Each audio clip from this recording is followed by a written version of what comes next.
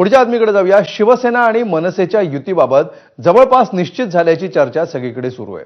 मात्र या युतीसाठी शरद पवार अनुकूल असतील का असा सवाल उपस्थित होतोय। कारण हायकमांडशी चर्चा करून राज ठाकरेंबाबतचा निर्णय घेऊ असं काँग्रेसनं जाहीर केलं होतं।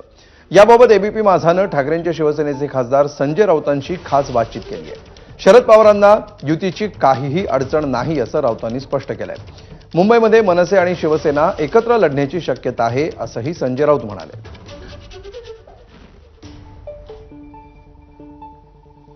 मला असं वाटतं की शरद पवार साहेबांचा काय विषय तसं अडचणीचं नाही आहे। त्यांना महाराष्ट्राच्या भावना माहिती आहेत आणि दिल्लीतलं जे हायकमांड आहे, राहुलजी असतील, काँग्रेसचे अध्यक्ष असतील, मुंबई महाराष्ट्रात काय चाललं ही जशी आम्ही माहिती देतो दिली, तसं काँग्रेसचं राज्यातलं नेतृत्वही त्यांनाही माहिती देत असतं किंवा दिली असेल।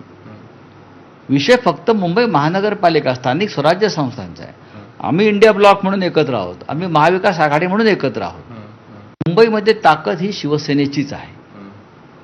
100% ताकद ही विरोधी पक्ष म्हणाल तर शिवसेनेची आहे। भारतीय जनता पक्षाकडे एक विशिष्ट वर्ग आहे आणि पैसे आहेत आणि सत्ता आहे।